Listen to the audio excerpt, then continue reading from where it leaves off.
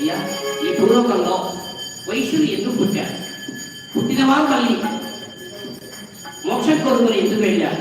ఎందుకు విరమించుకున్నారు జన్మని?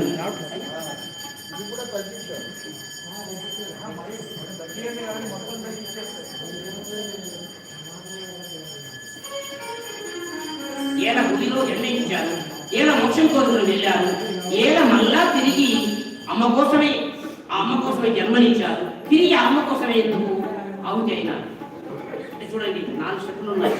ముందుగా జన్మించడం, మన భూలోకం వీడి మోక్షాన్ని కోరుకుని వెళ్ళిపోవడం, మళ్ళీ తిరిగి భూలోకంలో జన్మించి అమ్మవారిని తమ బిడ్డగా పుట్టాలనేటువంటి వాంఛని నెరవేర్చుకోవడం కోసం మళ్ళా రావడం, అమ్మవారు పుట్టాక ఆమె కోసమే త్యాగం చేసి తిరిగి ఆమె కోసమే ఆహుతి అయినటువంటి చరిత్ర జయ రగా రామచంద్ర భగవాని.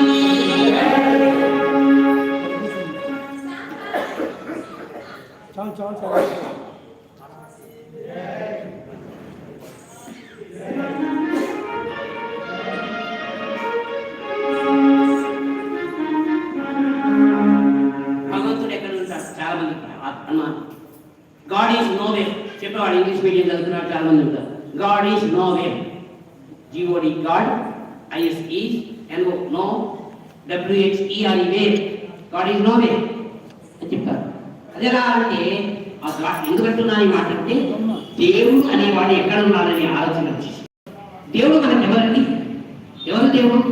మనకు కార్యాలయానికి వెళ్తే రెవెన్యూ విషయాలైతే రెవెన్యూకి వెళ్తాం, ఏమైనా ల్యాండ్ ఆర్డర్ అయితే పోలీస్ స్టేషన్కి వెళ్తాం, ఏమైనా చట్ట భూ వివాదాలైతే కలెక్టరేట్ ముందుపై ఆఫీసులకు వెళ్తున్నాం, ఎలక్ట్రిసిటీ పనులు అయితే ఎలక్ట్రిసిటీ ఆఫీస్కి వెళ్తుంటాం.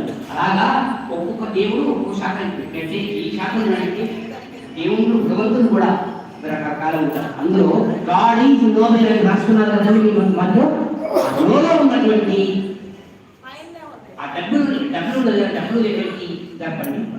God is now here, God is nowhere, now here. చూడగలిగితే మన మనసు ఉంటే, మన బుద్ధి ఉంటే, మనసారా చూడగలిగితే భగవంతుడు ఉన్నారు. అటువంటి భగవంతుడు ఈశావా మిలం సగం అని అంటారు.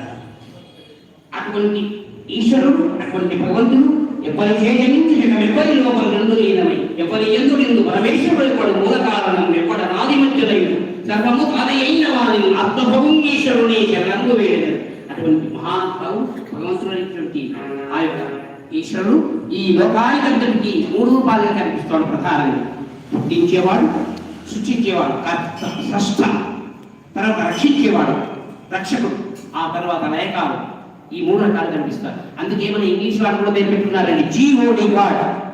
G మీన్స్ జనరేట్ చేసేవాడు, O మీన్స్ ఆపరేట్ చేసేవాడు, D మీన్స్ డిస్ట్రక్ట్ చేసేవాడు. GOD గాడ్ అంటే సృష్టించేవాడు, రక్షించేవాడు, తిరిగి లయం చేసేవాడు అంతా కూడా భగవంతుడే కదా. ఆ భగవంతుడు చివరికి మనకు ఒక పని చేయాలి. ఇక్కడ సృష్టికర్తగా బ్రహ్మదేవుడు ఆలోచించాడు, భూలోకంలో మంచి జాతిని సృష్టించాలి. సాత్వికమైనటువంటి వాడు, సరసమైనటువంటి వాడు, కళలు తెలిసిన వాడు, విద్య తెలిసిన వాడు, అన్ని తెలిసిన వాళ్ళని ఒక జాతిని సృష్టించాలనే ఆలోచన వచ్చేసి బ్రహ్మదేవుడు సృష్టి కూడా ఆయనే కాబట్టి వెంటనే తన కుడి తొడ నుండి 714 గోత్రాల వారిని సృష్టించారండి.